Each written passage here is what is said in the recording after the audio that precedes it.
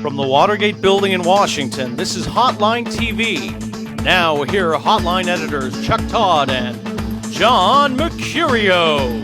Hey, it's part two of our look at the national landscape, and we're calling governor's races all over the country.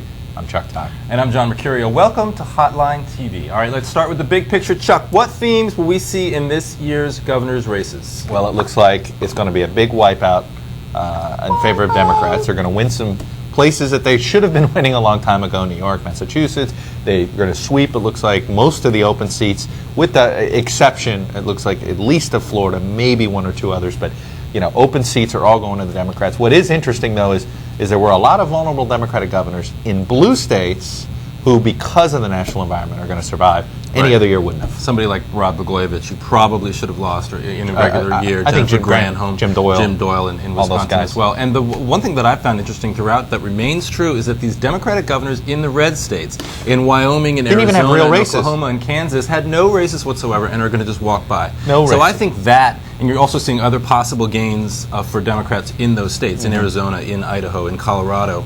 And I think that that's going to be a sort of a big strategy or a big part of what they're going to try to take into 08 based on the governor's And you look at these, I mean, these are all, you know, look, one of them is going to be a running mate. I think, you know, a governor, there's going to be a Washington candidate looks like they're going to get the nomination on the Democratic side. Freudenthal. Yeah, get used to it.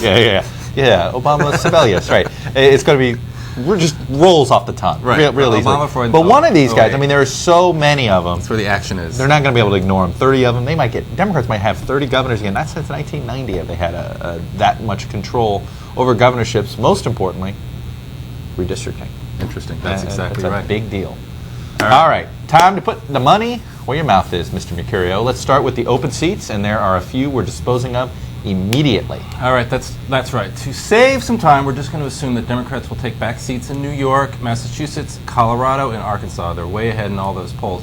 But that leaves plenty of other open seats. Chuck, let's start with the race in Idaho.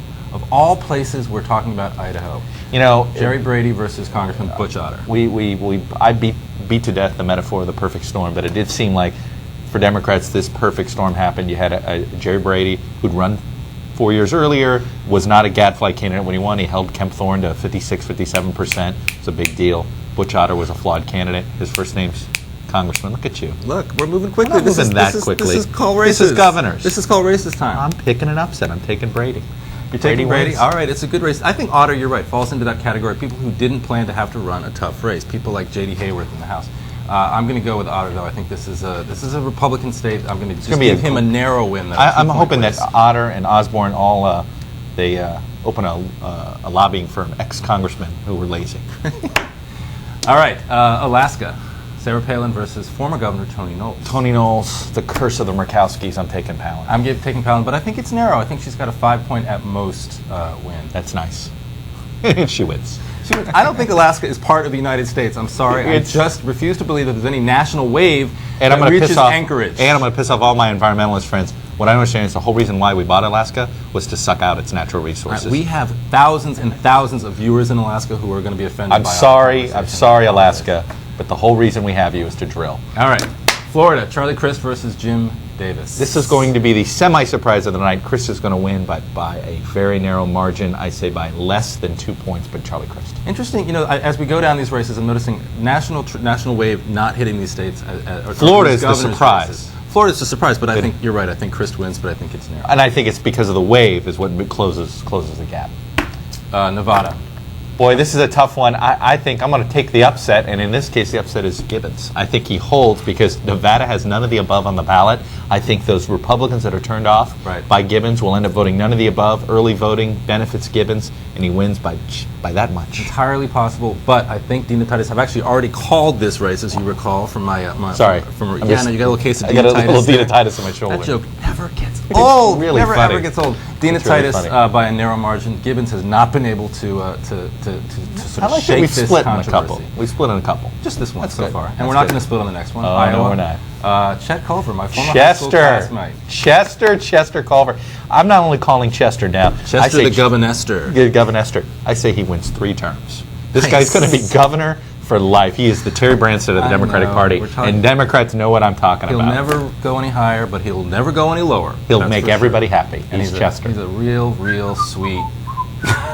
Leave it to Chester. Let's just leave it there. Let's not move on. All right, but let's move on to the Republican challengers now. Chuck, who do you have in the? Who do you think wins the governor's race in Oregon? I'll tell you, I was hot on Ron Saxon. I thought he's run as good of a race as you can, but I think Kulongoski's going to He's going to pull it out. I don't even think it's going to be. It's not going to be as close as it was we thought 4 years ago. It wasn't going to be. The race is going like this, and I think since in the past week we've seen Kulongoski. It is the wave. Talk about somebody who's benefiting from the blueness of that state. Indeed. Nationally. Indeed. We saw Saxton run sort of a marginally desperate ad a couple of weeks ago. A good ad, though. A good ad, but I understand what you mean by desperate. I know you're pissed, but don't blame it on me.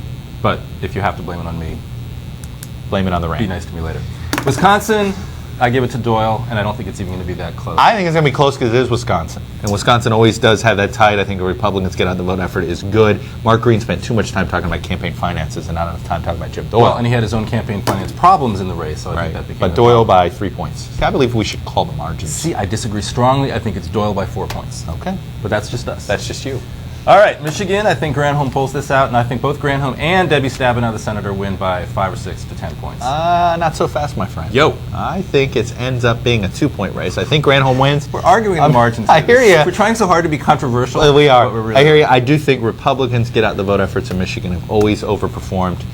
Dick Posthumus only lost by 5 points to Jennifer Granholm. I think this Dick will end up doing a little bit better than Posthumus the Dick. Anyway. Moving on. All right, Democratic challengers on the other hand have some better chances, John. I'm going to start with your home state of Maryland.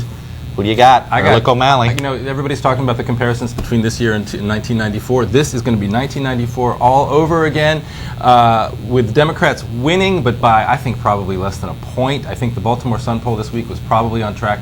Ehrlich loses to Baltimore Mayor Martin O'Malley, but it is damn close. Wow. Chuck Todd? You were so wrong. No, I'm so right. You were so wrong. No, I'm so right. O'Malley's decision. Didn't you know? O'Malley's decision to do a Clinton ad in this last weekend smacks of desperation. Are you kidding? Are you kidding? O'Malley.